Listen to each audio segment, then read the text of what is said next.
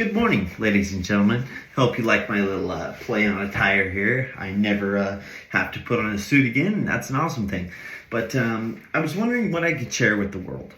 I was an excellent performer in the car business, so I have friends all the time who I offer help to. I'm like, dude, utilize me. Bring me with you. I'll help you. I'm happy to, and they never do. So then they bring me their contract afterwards. They show me the rate. They show me the selling price. And what am I going to say? So I look at him and I say, John, are you happy with the deal? Well, yeah, I think so. Then that's all that matters. But so what I'm here to do is make sure that you get the best deal possible, because there are so many things you don't realize. You may understand the front end, right? So the front end is what we call the front end profit of the deal. So that's like, let's talk new cars. Invoice to MSRP, that profit. You may also be familiar with holdback. Holdback is 3% of MSRP underneath invoice, depending on whatever that works out to. And then front end, that's about it. So where dealers make all their money on these days is your trade, your interest rate, and all the crap they sell you in finance. So, and most buyers think they're pretty savvy, right? Some come into finance and they just don't want to buy a damn thing. And that's not honestly the best advice either. So, as we progress through these things, I'm going to show you things that happen. This is going to be kind of an overview of things I want you to look out for. So, I ran an internet department for 7 years. I was in the business for 10 years. I can't even tell you how many different people I met, and I was an outstanding salesman because I could wear any pair of shoes. But the big thing is I love hearing people say, "Oh, that car salesman, he was just so nice. He had his, our best interests in mind." The hell we did. I am there to take every single dime out of your pocket I can. Period. And that's my job, and I will make money on my own grandmother. My father is the one who trained me, and my favorite saying of his was, "If you can't make money on family and friends, Taylor, you can't make money on anybody." And that doesn't mean rip them off, but compared to the guy who comes into the store and he buys the car for $500 back of invoice, he won't buy a fucking thing, and your friends and family you should be able to make a little bit of money on, and that's fair. The dealership should make money because there is no profit in new cars. Take a $25,000 car, be it a Civic, a Corolla, or whatever it is. That car probably has $1,200 in profit in it on the front. Okay, so here's where they make their money. They make their money in the back end. Obviously, service, that's an ongoing thing. We can talk a little bit about that too. I know a lot about that. So most people, and I'll pause after I say this, they walk into a car, they do the test drive, they get out, they're excited, they bring them in, they sit them down in the box, as we call it, and they immediately start working the deal on payment. Well, and that's where we were trained. So when I first started, we had these things called 4 squares. So it was a sheet of paper, and it was broken up into 4 boxes, right? So I'd sit down with Mr. John Franklin, and I'd say, "Okay, John, the price of the vehicle is this much, how much were you planning to put down?" And I would jump in and I'd go like 25%. If it's $20,000 car, I'd say, "Okay, you're gonna put $5,000 down." Okay, right? And then you might have to fight them a little bit on that. And then you get down. So we're financing $15,000 here now. So you were thinking about a payment maybe around $900 a month? Holy crap, what the hell? So we were trained. Okay, now peel them off the ceiling, make him your best friend again, and go, "Oh, I'm sorry, you were talking about a longer term, 72 months or something like that." That makes total sense. Okay, so I'm going to bring this up to my manager. I'm going to see what I can do. So here's a dirty little secret that people have no idea happens. It doesn't happen as much. One thing about those 4 squares is they need to be typed out. If you ever get into a car dealership and it has been handwritten, that is illegal. And so what we do on the desk, and I did it in the internet department, is we do what's called packing the payment. So you've got a $25,000 amount financed. They've got $5,000 down. That true payment works out to, say, $400 a month. Okay, well, I'm going to send my closer out there at $475 a month. Well, okay, let me rephrase this. So it's $400 a month with that.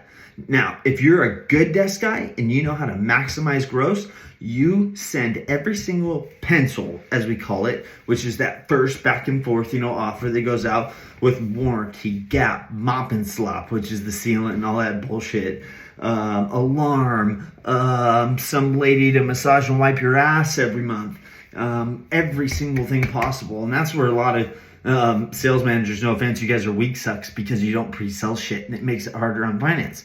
Okay, so let's say, even though those people say no to that, or you don't pre-sell anything, but you still pack the payment. So now finance has $75 a month to work with, right? So over a 60-month loan, that is a lot of money. So here's what happens, and some of you have heard this before. You sit down in finance, and David behind finance says, hey, I've got great news. I can get you that warranty, that gap, that sealant, that paint sealant, and everything at no additional charge. Maybe $10 more a month. How's that sound? And of course the customer's like, that sounds great. Blah, blah, blah, blah, blah. And, maybe if he's smart, but it really doesn't matter because people are just so naive to this and it pisses me off. If he's smart, he'll go, oh yeah, I got the interest rate down by like half a point. That doesn't do shit. And then you'll come out and you'll realize you paid $5,500 for a warranty, $800 for gap, and this, that, and the other. So you've got to really pay attention. And I'm not saying don't buy anything in finance. You just need to pay attention. And if you get a handwritten pencil while you're working a car deal, you hold on to that thing because it is illegal and it is going to get you somewhere if you need it to. But yes, that is a huge tactic. I mean, my dad's and I's pencils at David we were at Buick GMC, Simpson Buick GMC, which is my Uncle David. Hey David, you're a jerk, by the way, if you happen to see any of these. Unfortunately, most car dealers are. On a side note, my dad and him lived a quarter mile from each other, and my dad refused to carpool with him anymore because it was just a constant berate of bullshit. Fuck you. I should probably quit saying the F word so much. Just constant. You suck. What are you going to do? What are you going to do? My dad was a stud. He really was, and he worked his ass off. So car dealers just are like that, and David Simpson especially. So I have no problem saying we pack payment there. Shit, we did worse things there. I'm about to get into something else here. So that is one of the biggest things you have to look out for. Because if you go into finance and you hear any sort of a thing like, hey, I can do this same deal and your payment only goes up $5. And nobody ever thinks to ask. It blows my freaking mind that nobody ever thinks, well, you just added $2,000 in product and my payment didn't go up? Like, you don't ask that, people? Okay, so here's what you do. On the basics, we're going to go over more stuff later on. I'm going to show you a Foursquare. I'm going to take you through. I'm going to actually, initiate a lead on the internet. And I'll actually go down and work a car deal and everything at some point through this stuff. But the big thing is work the deal on selling price and interest rate. Because the payment falls where the payment falls. So work the deal on selling price and interest rate. That's all I can tell you. Used cars used to have all the money in the world in them. They don't anymore. It's just a different climate nowadays. I don't know how else to put it. It's not a fun business anymore. It's why I got out of it. And plus David's an asshole if I didn't mention that. Sorry, David. I mean, I had a lot of fun. I made a lot of money. There's no doubt. But I don't know how to put it. It just was not fulfilling, and I don't know. You people bitch a lot too. That doesn't help. But yeah, so those are the fundamentals. You have to go in and you have to work the car deal on selling price, and you have to work the car deal on interest rate because the payment is irrelevant. So that's how car dealers get you. They start working you on payment, and that's how they pack payment. So, this deal goes in with $50 a month packed into it. God, what is that? That's like $2,500. That's like $3,000 a month. I've heard finance guys say, dude, I don't know what to do with all this money, So like they've already sold them warranty, they've already sold them gap, and it's like, I don't know what else to do with it. It's bad. It's bad to say, but it's what goes on. Our job is to take every last dime out of your pocket. And I will. That's my job. You can hate us for it, but that's any other profession's job. The surveys are very important, and they're a very good way to get back at somebody or show them support. But I don't know. It's just the business has changed, but you still have to watch out for things like that, because the back end is what people don't understand to this day. So you've got to watch interest rates. So let's say on a 60-month loan, they are only allowed to make 2.5%. 72-month loan, they can make 2 points of rate. So always grind on the rate. Oh, and actually better than that, go to your local credit union. Most credit unions are score driven, so it'll be like 580 to 620 gets a certain rate, 620 to 660, and on and on and up. Depending on what your score is, go to your local credit union, your bank first, and get an idea, and then walk in with that. Because a lot of times it's going to be the same, but they'll hit you higher in the beginning. Because they get like an acquisition fee just for matching it and just for sending it through the bank. So they will, and it makes your life easier. But keep them honest, because they will make money on you at any damn point in time. It's just, it is like every business. You can't get mad at people for it, but it's the way it is. And it's a backstabbing business. Someone is always after your job, and it was fun. It was fun. I just worked my ass off and did my thing. But the big thing is make sure you are buying on selling price and interest rate. Screw all the rest. Everything else will fall into place. Trying to think what else I can tell you about when you're actually in the dealership itself. I would say go up and talk to the sales manager. Develop a relationship with him, kind of tell him who you are, make him feel like a person. But yeah, we commonly make $20,000-$25,000 on a deal, and a lot of it being on back end. It's an interesting business, and it's changing. It's changing a lot. I think dealerships are going to go away completely. I think you're just going to have service centers, and you have these little places where you pick out a car, and then you drive down there, drive it, and then it gets delivered to your house 6-8 months later or whatever. And then you got all this bullshit about this over MSRP stuff. That's going to end soon. And that's the other thing. I get it. You're the guy who's got to have the car first. I don't know why your ego needs to be that big or what it does for you. But man, if you can wait. What was just so stupid expensive? Was it Porsche GT3s? It was probably Corvettes as well, but they dropped even after 6 months. Even the GT2 RS, when it came out, that thing dropped like $100,000 or something like that. Another segment I'll cover is wholesaling vehicles. I still have my wholesale license.